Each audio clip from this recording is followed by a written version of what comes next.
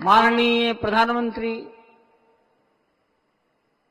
अपना संबोधन, अपने विचार संपूर्ण विश्व को प्रदान करें, ये निवेदन मैं उनके सम्मुख करता हूं।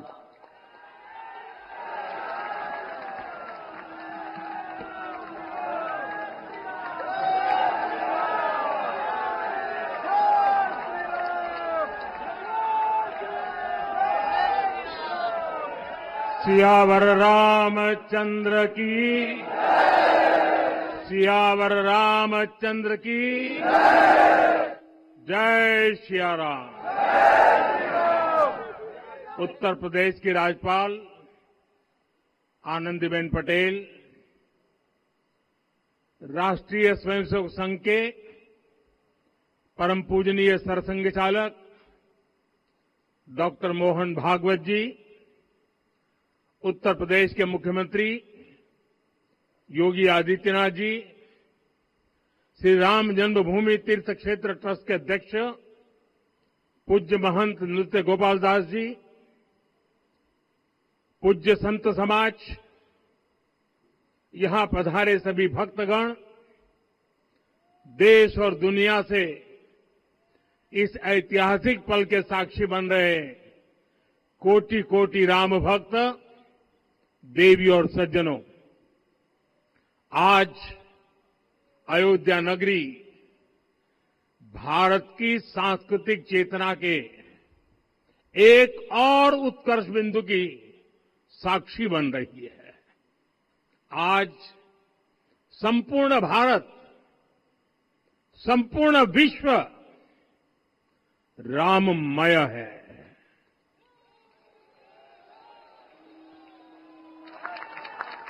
हर राम भक्त के हृदय में अद्वितीय संतोष है, असीम कृतज्ञता है, अपार अलौकिक आनंद है।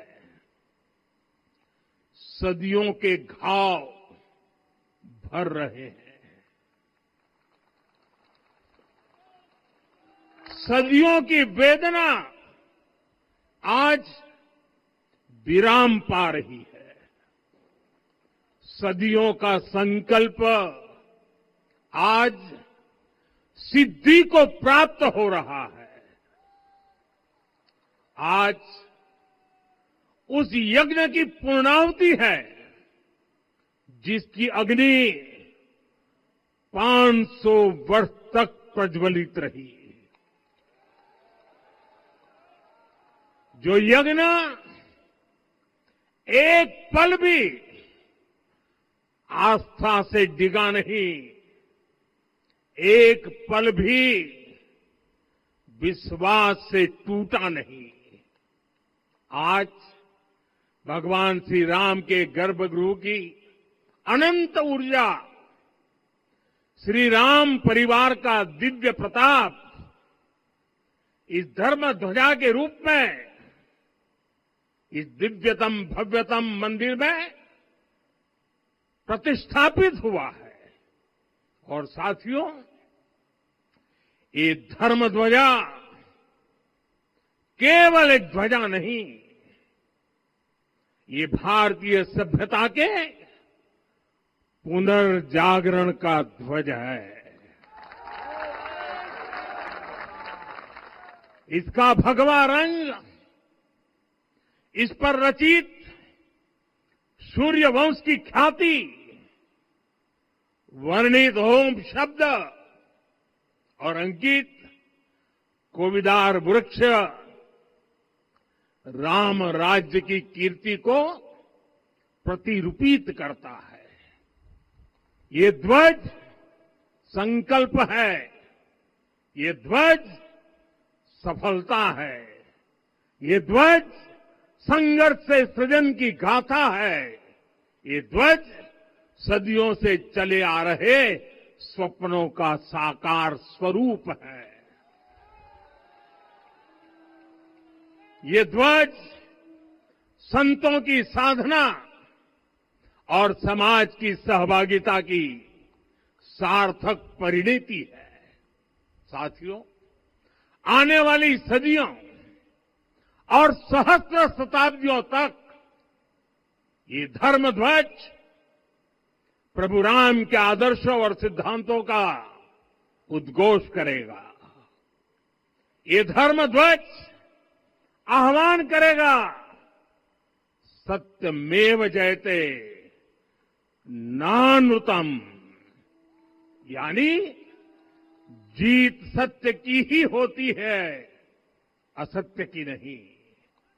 ये धर्म ध्वज उद्घोष करेगा, सत्यम एक पदम ब्रह्म सत्य धर्म प्रतिष्ठित, अर्थात सत्य ही ब्रह्म का स्वरूप है, सत्य में ही धर्म स्थापित है। ये धर्म ध्वज प्रेरणा बनेगा, प्राण जाए पर वचन न जाहि, अर्थात जो कहा जाए वही किया जाए। ये धर्म ध्वज संदेश देगा, कर्म प्रधान विश्व रची राखा, अर्थात विश्व में कर्म और कर्तव्य की प्रधानता हो। ये धर्म ध्वज कामना करेगा, बैर न विग्रह आस न त्रासा, सुखमय ताही सदा सब आशा, यानी भेदभाव पीड़ा परेशानी से मुक्ति, समाज में शांति और सुख हो। ये धर्म ध्वज हमें संकल्पित करेगा, नहीं दरिद्र को दुखी न दीना, यानी हम ऐसा समाज बनाएं जहां गरीबी न हो, कोई दुखी या लाचार न हो। साथियों, हमारे ग्रंथों में कहा गया है, आरोपितम ध्वजम दृष्ट्वा ये अभिनंदनित धार्मिका ते अपि सर्वे प्रमुच्यते महापातक कोटि भी, यानी जो लोग किसी कारण मंदिर नहीं आ पाते और दूर से मंदिर के ध्वज को प्रणाम कर लेते हैं, उन्हें भी उतना ही पुण्य मिल जाता है। साथियों, ये धर्म ध्वज भी इस मंदिर के ध्येय का प्रतीक है। ये ध्वज दूर से ही राम लला की जन्मभूमि के दर्शन कराएगा और युगों युगों तक प्रभु श्री राम के आदेशों और प्रेरणाओं को मानव मात्र तक पहुंचाएगा। साथियों, मैं संपूर्ण विश्व के करोड़ों राम भक्तों को इस अविस्मरणीय क्षण की, इस अद्वितीय अवसर की हार्दिक शुभकामनाएं देता हूं।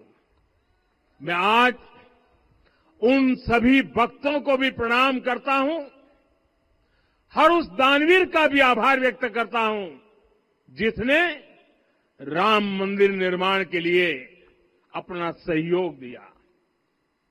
मैं राम मंदिर के निर्माण से जुड़े हर श्रमवीर, हर कारीगर, हर योजनाकार, हर वास्तुकार, सभी का अभिनंदन करता हूं। साथियों, अयोध्या वह भूमि है जहां आदर्श आचरण में बदलते हैं। यही वह नगरी है जहां श्री श्री राम ने अपना जीवन पथ शुरू किया था। इसी अयोध्या ने संसार को बताया कि एक व्यक्ति कैसे समाज की शक्ति से, उसके संस्कारों से पुरुषोत्तम बनता है। जब श्री राम अयोध्या से वनवास को गए तो वे युवराज राम थे, लेकिन जब लौटे तो मर्यादा पुरुषोत्तम बन करके आए और उनके मर्यादा पुरुषोत्तम बनने में महर्षि वशिष्ठ का ज्ञान, महर्षि विश्वामित्र की दीक्षा, महर्षि अगस्त्य का मार्गदर्शन, निषाद राज की मित्रता, मां शबरी की ममता, भक्त हनुमान का समर्पण, इन सब की अनगिनत ऐसे लोगों की महत्वपूर्ण भूमिका रही है। साथियों, विकसित भारत बनाने के लिए भी समाज की इसी सामूहिक शक्ति की आवश्यकता है। मुझे बहुत खुशी है कि राम मंदिर का दिव्य प्रांगण भारत के सामूहिक सामर्थ्य की भी चेतना स्थली बन रहा है। यहां सप्त मंदिर बने हैं। यहां माता शबरी का मंदिर बना है, जो जनजातीय समाज के प्रेम भाव और आतिथ्य परंपरा की प्रतिमूर्ति है। यहां निषादराज का मंदिर बना है। ये उस मित्रता का साक्षी है जो साधन नहीं, साध्य को, उसकी भावना को पूजती है। यहां एक ही स्थान पर माता अहिल्या है, महर्षि वाल्मीकि है, महर्षि वशिष्ठ है, महर्षि विश्वामित्र है, महर्षि अगस्त्य है और संत तुलसीदास है। रामलला के साथ साथ इन सभी ऋषियों के दर्शन भी यहीं पर होते हैं। यहां जटायु जी और गिलहरी की मूर्तियां भी हैं, जो बड़े संकल्पों की सिद्धि के लिए हर छोटे से छोटे प्रयास के महत्व को दिखाती है। मैं आज हर देशवासी से कहूंगा कि वो जब भी राम मंदिर आए तो सप्त मंदिर के दर्शन भी अवश्य करें। ये मंदिर हमारी आस्था के साथ साथ मित्रता, कर्तव्य और सामाजिक सद्भाव के मूल्यों को भी शक्ति देते हैं। साथियों, हम सब जानते हैं हमारे राम भेद से नहीं, भाव से जुड़ते हैं। उनके लिए व्यक्ति का कुल नहीं, उसकी भक्ति महत्वपूर्ण है। उन्हें वंश नहीं, मूल्य प्रिय है। उन्हें शक्ति नहीं, सहयोग महान लगता है। आज हम भी उसी भावना से आगे बढ़ रहे हैं। पिछले 11 वर्षों में महिला, दलित, पिछड़े, अति पिछड़े, आदिवासी, वंचित, किसान, श्रमिक, युवा, हर वर्ग को विकास के केंद्र में रखा गया है।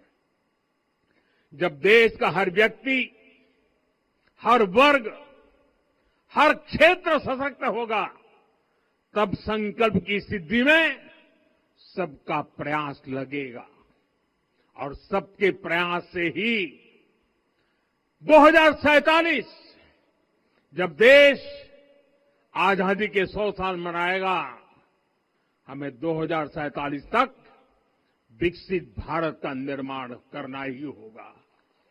साथियों, रामलला की प्राण प्रतिष्ठा के ऐतिहासिक अवसर पर मैंने राम से राष्ट्र के संकल्प की चर्चा की थी। मैंने कहा था कि हमें आने वाले 1000 वर्षों के लिए भारत की नींव मजबूत करनी है। हमें याद रखना है, जो सिर्फ वर्तमान का सोचते हैं वो आने वाली पीढ़ियों के साथ अन्याय करते हैं। हमें वर्तमान के साथ साथ भावी पीढ़ियों के बारे में भी सोचना है, क्योंकि हम जब नहीं थे ये देश तब भी था। जब हम नहीं रहेंगे ये देश तब भी रहेगा। हम एक जीवंत समाज है, हमें दूरदृष्टि के साथ ही काम करना होगा। हमें आने वाले दशकों, आने वाली सदियों को ध्यान में रखना ही होगा। और साथियों, इसके लिए भी हमें प्रभु राम से सीखना होगा। हमें उनके व्यक्तित्व को समझना होगा। हमें उनके व्यवहार को आत्मसात करना होगा। हमें याद रखना होगा, राम यानी आदर्श, राम यानी मर्यादा, राम यानी जीवन का सर्वोच्च चरित्र, राम यानी सत्य और पराक्रम का संगम। दिव्य गुणे शक्र समो रामः सत्य पराक्रमः। राम यानी धर्म पथ पर चलने वाला व्यक्तित्व। रामः सत्पुरुषो लोके सत्यः सत्यपरायणः। राम यानी जनता के सुख को सर्वोपरि रखना, प्रजा सुखत्वे चंद्रस्य। राम यानी धर्म और क्षमा का दरिया। वसुधाया क्षमा गुणे है। राम यानी ज्ञान और विवेक की पराकाष्ठा। बुद्धया बृहस्पते तुल्य। राम यानी कोमलता में दृढ़ता। मृदु पूर्वज भाषते। राम यानी कृतज्ञता का सर्वोच्च उदाहरण। कदाचन नोपकारेण कृति नैकेन तुष्यति। राम यानी श्रेष्ठ संगति का चयन। शीला वृद्धे ज्ञान वृद्धे वयोवृद्धे च सज्जनै। राम यानी विनम्रता में महाबल। वीर्यवान च वीर्येण महता स्वेन विस्मितः। राम यानी सत्य का अडिग संकल्प। न च अनुत्र कथो विद्वान। राम यानी जागरूक, अनुशासित और निष्कपट मन। निस्तिंद्र अपम्रत च स्वदोष परदोषवित। साथियों, राम सिर्फ एक व्यक्ति नहीं, राम एक मूल्य है, एक मर्यादा है, एक दिशा है। अगर भारत को साल 2047 तक विकसित बनाना है, अगर समाज को सामर्थ्यवान बनाना है, तो हमें अपने भीतर राम को जगाना होगा। हमें अपने भीतर के राम की प्राण प्रतिष्ठा करनी होगी। और इस संकल्प के लिए आज से बेहतर दिन और क्या हो सकता है। साथियों, 25 नवंबर का यह ऐतिहासिक दिन अपनी विरासत पर गर्व का एक और अद्भुत क्षण लेकर आया है। इसकी वजह है धर्म ध्वजा पर अंकित कोविदार वृक्ष। ये कोविदार वृक्ष इस बात का उदाहरण है कि जब हम अपनी जड़ों से कट जाते हैं तो हमारा वैभव इतिहास के पन्नों में दब जाता है। साथियों, जब भरत अपनी सेना के साथ चित्रकूट पहुंचे तो लक्ष्मण ने दूर से ही अयोध्या की सेना को पहचान लिया। ये कैसे हुआ, इसका वर्णन वाल्मीकि जी ने किया है। और वाल्मीकि जी ने क्या वर्णन किया है? उन्होंने कहा है, विराजित उद्गत स्कंधम कोविदार ध्वजः रथे। लक्ष्मण कहते हैं, राम, सामने जो तेजस्वी प्रकाश में विशाल वृक्ष जैसा ध्वज दिखाई दे रहा है, वही अयोध्या की सेना का ध्वज है। उस पर कोविदार का शुभ चिन्ह अंकित है। साथियों, आज जब राम मंदिर के प्रांगण में कोविदार फिर से प्रतिष्ठित हो रहा है, यह केवल एक वृक्ष की वापसी नहीं है, यह हमारी स्मृति की वापसी है, हमारी अस्मिता का पुनर्जागरण है, हमारी स्वाभिमानी सभ्यता का पुनः उद्घोष है। कोविदार वृक्ष हमें याद दिलाता है कि जब हम अपनी पहचान भूलते हैं तो हम स्वयं को खो देते हैं, और जब पहचान लौटती है तो राष्ट्र का आत्मविश्वास भी लौट आता है। और इसलिए मैं कहता हूं, देश को आगे बढ़ना है तो अपनी विरासत पर गर्व करना होगा। साथियों, अपनी विरासत पर गर्व के साथ साथ एक और बात भी महत्वपूर्ण है, और वो है गुलामी की मानसिकता से पूरी तरह मुक्ति। आज से 190 साल पहले 190 साल पहले साल 1835 में 1835 में मैकाले नाम के एक अंग्रेज ने भारत को अपनी जड़ों से उखाड़ने के बीज बोए थे। मैकाले ने भारत में मानसिक गुलामी की नींव रखी थी। 10 साल बाद यानी 2035 में उस अपवित्र घटना को 200 वर्ष पूरे हो रहे हैं। कुछ दिन पहले मैंने एक कार्यक्रम में आग्रह किया था कि हमें आने वाले 10 वर्षों तक उस 10 वर्षों का लक्ष्य लेकर चलना है कि भारत को गुलामी की मानसिकता से मुक्त करके रहेंगे। साथियों, सबसे बड़ा दुर्भाग्य यह है कि मैकाले ने जो कुछ सोचा था उसका प्रभाव कहीं व्यापक हुआ। हमें आजादी मिली, लेकिन हीन भावना से मुक्ति नहीं मिली। हमारे यहां एक विकार आ गया कि विदेश की हर चीज, हर व्यवस्था अच्छी है और जो हमारी अपनी चीजें हैं उनमें खोट ही खोट है। साथियों, गुलामी की यही मानसिकता है जिसने लगातार यह स्थापित किया। हमने विदेशों से लोकतंत्र लिया। कहा गया कि हमारा संविधान भी विदेश से प्रेरित है, जबकि सच ये है कि भारत लोकतंत्र की जननी है, मदर ऑफ डेमोक्रेसी है। लोकतंत्र हमारे डीएनए में है। साथियों, अगर आप तमिलनाडु जाएंगे तो तमिलनाडु के उत्तरी हिस्से में उत्तीरमेरूर गांव है। वहां हजारों वर्ष पहले का एक शिलालेख है। उसमें बताया गया है कि उस कालखंड में भी कैसे लोकतांत्रिक तरीके से शासन व्यवस्था चलती थी, लोग कैसे सरकार चुनते थे। लेकिन हमारे यहां तो मैग्ना कार्टा की प्रशंसा का ही चलन रहा।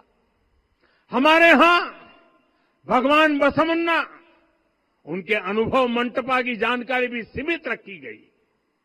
अनुभव मंटपा यानी जहां सामाजिक, धार्मिक और आर्थिक विषयों पर सार्वजनिक बहस होती थी, जहां सामूहिक सहमति से निर्णय लिए जाते थे।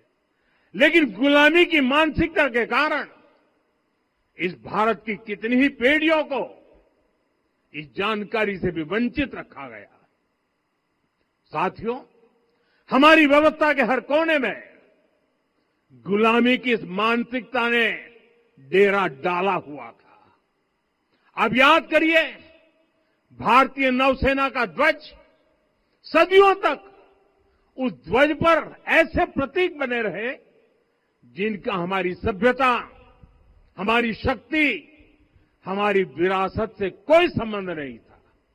अब हमने नौसेना के ध्वज से गुलामी के हर प्रतीक को हटाया है।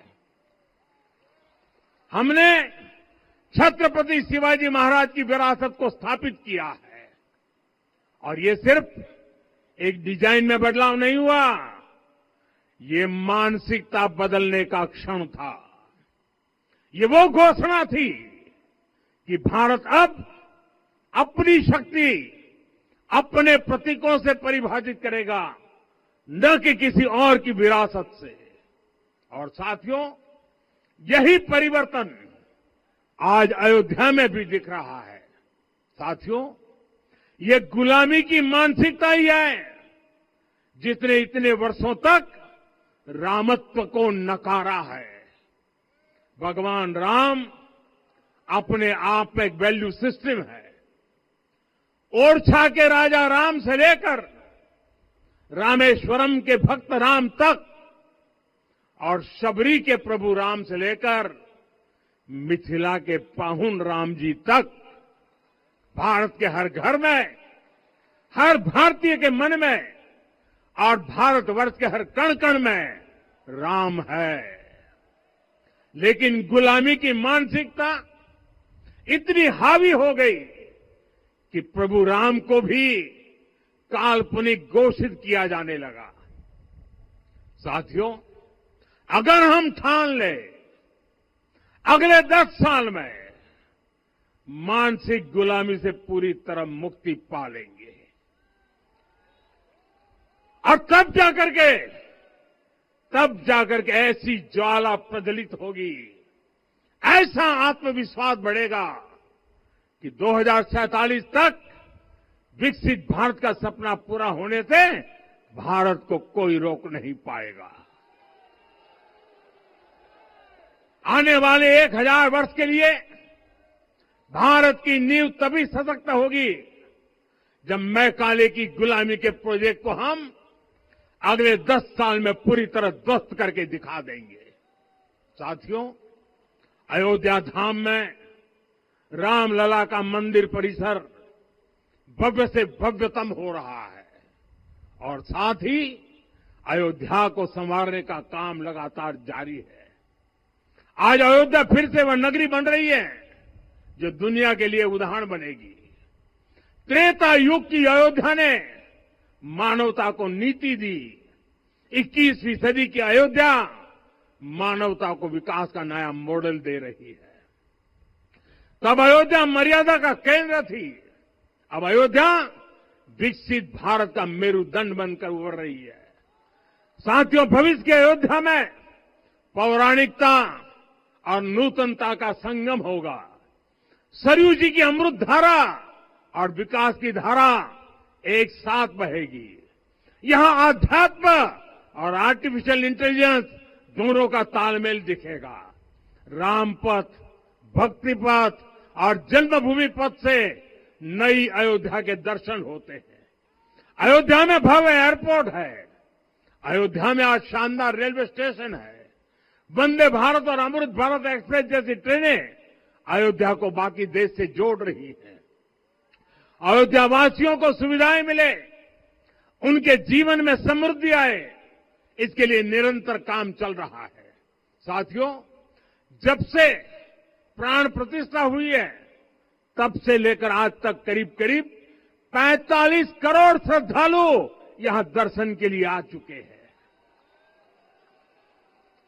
ये वो पवित्र भूमि है जहां 45 करोड़ लोगों के चरण रच पड़े हैं और इससे अयोध्या और आसपास के लोगों की आय में आर्थिक परिवर्तन आया है, वृद्धि हुई है। कभी अयोध्या विकास के पैमानों में बहुत पीछे थी, आज अयोध्या नगरी यूपी के अग्रणी शहरों में से एक बन रही है। साथियों, 21वीं सदी का आने वाला समय बहुत महत्वपूर्ण है। आजादी के बाद के 70 साल में भारत विश्व की 11वीं सबसे बड़ी अर्थव्यवस्था बना। 70 साल में 11वीं। लेकिन पिछले 11 साल में ही भारत विश्व की 5वीं सबसे बड़ी अर्थव्यवस्था बन चुका है। और वो दिन दूर नहीं जब भारत विश्व की तीसरी सबसे बड़ी अर्थव्यवस्था भी बन जाएगा। आने वाला समय नए अवसरों का है, नई संभावनाओं का है और इस अहम कालखंड में भी भगवान राम के विचार ही हमारी प्रेरणा बनेंगे। जब श्री राम के सामने रावण विजय जैसा विशाल लक्ष्य था, तब उन्होंने कहा था, सौरज धीरज ते ही रथ चाका, सत्यशील दृढ़ ध्वज पताका, बल विवेक दम परहित गोरे, क्षमा कृपा समता रजु जोरे। यानी रावण पर विजय पाने के लिए जो रथ चाहिए, शौर्य और धैर्य उसके पहिए हैं, उसकी ध्वजा सत्य और अच्छे आचरण की है, बल विवेक संयम और परोपकार इस रथ के घोड़े हैं, लगाम के रूप में क्षमा दया और समता है जो रथ को सही दिशा में रखते हैं। साथियों, विकसित भारत की यात्रा को गति देने के लिए ऐसा ही रथ चाहिए, ऐसा रथ जिसके पहिए शौर्य और धैर्य हो, यानी चुनौतियों से टकराने का साहस भी हो और परिणाम आने तक दृढ़ता से डटे रहने का धैर्य भी हो। ऐसा रथ जिसकी ध्वजा सत्य और सर्वोच्च आचरण हो, यानी नीति नियत और नैतिकता से समझौता कभी न हो। ऐसा रथ जिसके घोड़े बल विवेक संयम और परोपकार हो, यानी शक्ति भी हो बुद्धि भी हो अनुशासन भी हो और दूसरों के हित का भाव भी हो। ऐसा रथ जिसकी लगाम क्षमा करुणा और संभाव हो, यानी जहां सफलता का अहंकार नहीं और असफलता में भी दूसरों के प्रति सम्मान बना रहे। और इसलिए मैं आदरपूर्वक कहता हूं, ये पल कंधे से कंधा मिलाने का है, ये पल गति बढ़ाने का है। हमें वो भारत बनाना है जो राम राज्य से प्रेरित हो, और ये तभी संभव है जब स्वयं हित से पहले देश हित होगा, जब राष्ट्र हित सर्वोपरि रहेगा। एक बार फिर आप सभी को बहुत बहुत शुभकामनाएं देता हूं। जय सिया राम, जय सिया राम, जय। माननीय प्रधानमंत्री जी, सरसंघ चालक जी अब यहां से विदा लेंगे। आप सब बंधु खड़े होकर उनके आगमन पर अपनी कृतज्ञता व्यक्त कर सकते हैं।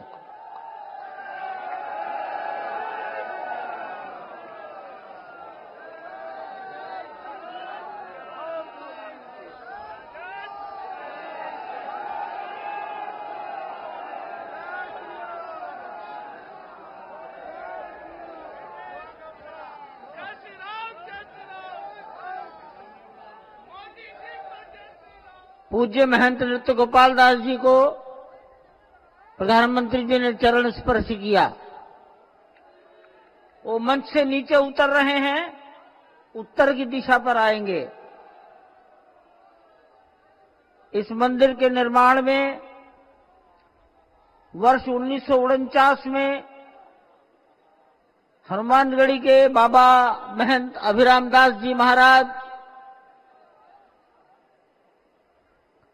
कल्याण के संपादक हनुमान प्रसाद जी पोद्दार, गोरखनाथ पीठ के महंत दिग्विजयनाथ जी महाराज और 1983 से श्री दाऊदयाल खन्ना,